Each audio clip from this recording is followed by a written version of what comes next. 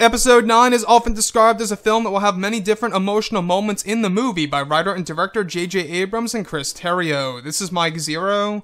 If you guys are new to the channel, do make sure to subscribe to see future Star Wars content.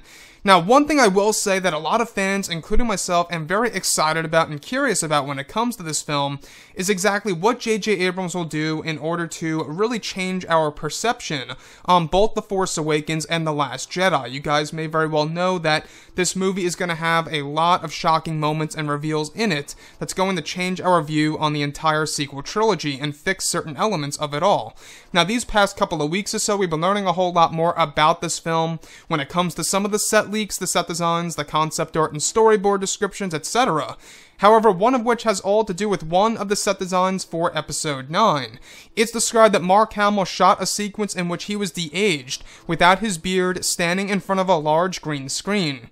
It's described that they will be using unused footage from The Force Awakens of Han Solo to mesh the footage with Hamill by also de-aging Ford's face, while also using a younger actor's body in order to interact with Hamill. The sequence that Hamill acted in was described to have a large temple set as well as the Falcon in the background. It's said to be a brief reunion between both Han and Luke in Episode 9. So the thing that really does get me very excited about this movie is exactly the steps that J.J. Abrams is, of course, making in order to make things right in the film and, of course, fixing certain elements of the sequels. Now, that was, of course, one of my biggest complaints of The Force Awakens, that we did not get to see both Luke Skywalker and Han Solo have the proper reunion in that movie, and now J.J. Abrams wants to actually complete that idea in Episode 9 in the form of a flashback.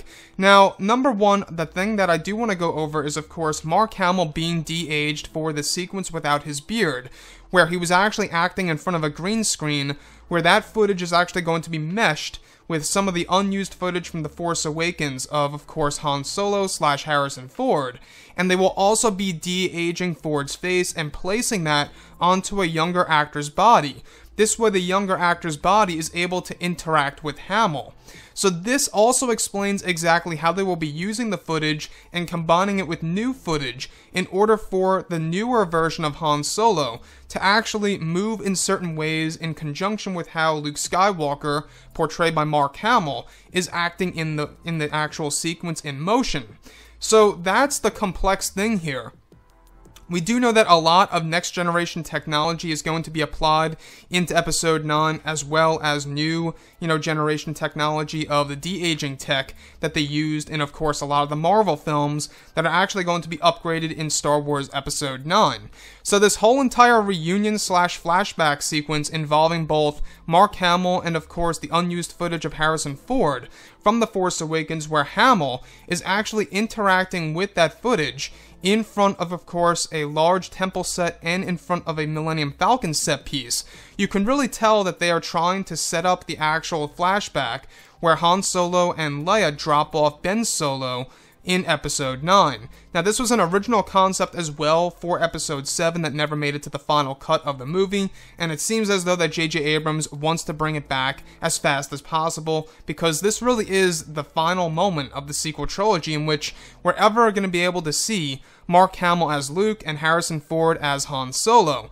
And this, to me, it sounds like, as long as they get it right and as long as the footage meshes together pretty much seamlessly to the point where you really can't tell the big difference here of what's really going on, I think that if they can pull it off like that, where you can not even see any kind of, changes in the editing style, I think then and only then will people accept it as it is. A proper, flashback sequence and or reunion scene between both Han Solo and Luke Skywalker.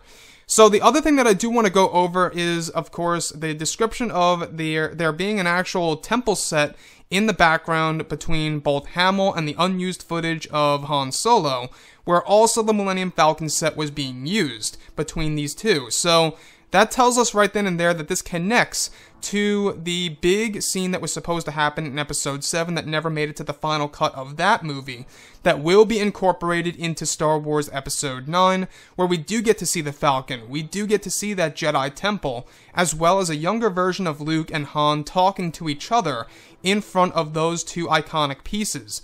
So, with that being said, guys, what do you think about episode 9 so far? What's your take on flashbacks? I know that a lot of people out there are not really too keen on flashbacks, and I totally get that, I understand it, but as long as it's powerful enough and it does deliver a great message and is very emotional and hits fans' hearts, I think that's the point where fans will accept a flashback sequence by J.J. Abrams and Chris, as long as they get it right and they can really, pretty much make it work well in the final installment of this trilogy.